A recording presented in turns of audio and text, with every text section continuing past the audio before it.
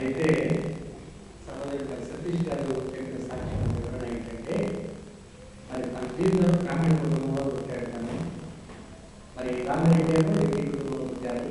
మరి అదేవిధంగా మరి సతీష్ ఏమో బ్రాహ్మణ కుటుంబంలో పుట్టారు. వాళ్ళ నాన్నగారు వాళ్ళందరూ కూడా మరి విగ్రహాలు.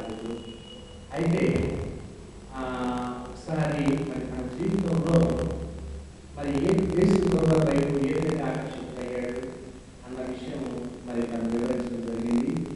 ఏంటంటే ఒకసారి తను ఒక చర్చికి వెళ్ళడం జరిగింది.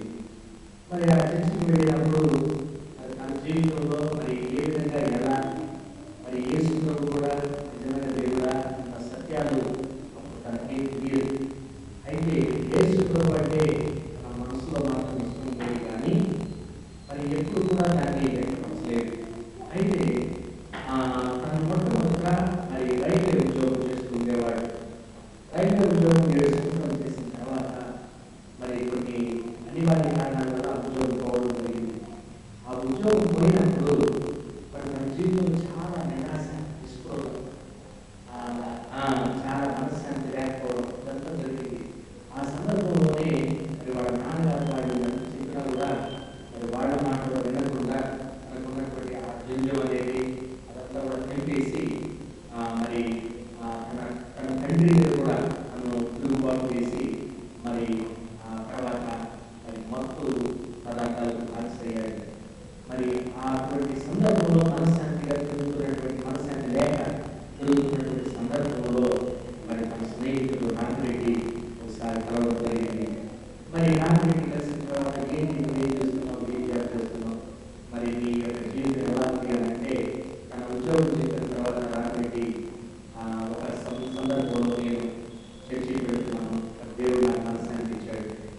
మరి మందిరానికి పెడితే చర్చికి పెడితే చేసుకున్న తప్పును క్షమించి మన పరిశుద్ధులుగా చేసి మరి మనల్ని నీతిమంతులుగా చేస్తాడు అన్న సత్యం మరి రామిరెడ్డి ద్వారా తెలుసుకున్నటువంటి తను నిజంగా చేసుకున్న మరి మనశ్శాంతిస్తాడు మరి కుదరడా అన్న భావనతో మరి మందిరానికి వెళ్ళడం జరిగింది.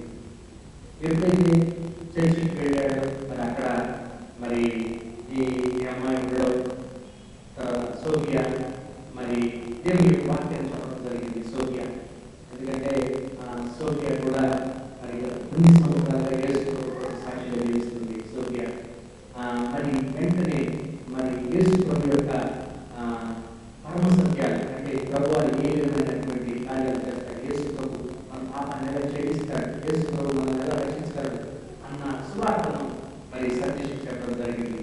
వెంటనే తన జీవితంలో యేసు ప్రభు కార్యం మొదలుపెట్టాడు. అప్పుడు తన జీవితంలో నేను పాపిని అని గ్రహించి తన పాపాన్ని ఒప్పుకొని అంత మాత్రమే కాకుండా తన తండ్రితో తిరుగుబాటు చేసిన సందర్భాలు జ్ఞాపకం చేసుకుని వాళ్ళ నాన్నగారు క్షమాపణ అడిగి నన్ను క్షమించండి నాన్నగారు అని చెప్పి మరి వాళ్ళ నాన్నకి చెప్పడం, ఆ తర్వాత అందరితో సమాధానపడటం, ఆ తర్వాత ప్రతి ఆదివారం మరి గాంధీ ప్రార్థన మందిరానికి రావడం, దేవుడి యొక్క వాక్యాన్ని వినడం జరుగుతుంది. సో తనకు కూడా మరి గత 5-6 సంవత్సరాల క్రితం వివాహం జరిగింది. మరి తన భార్య లేదు. అయితే తన భార్య మరి ఆమె గ్రామీణంగానే ఉంది. బాబు మరి 2వ తరగతి చదువుతున్నాడు. సో కనుక మరి సతీష్ నిమిత్తమై తన కుటుంబం నిమిత్తమై తన భార్య తన బిడ్డతో వాళ్ళ తల్లిదండ్రులతో కూడా మనం ప్రారంభించాము. సో ఈ సాక్ష్యం ద్వారా మరి తన ఫ్యామిలీ కుటుంబంలో కనుక మరి దీని ద్వారా దేవుని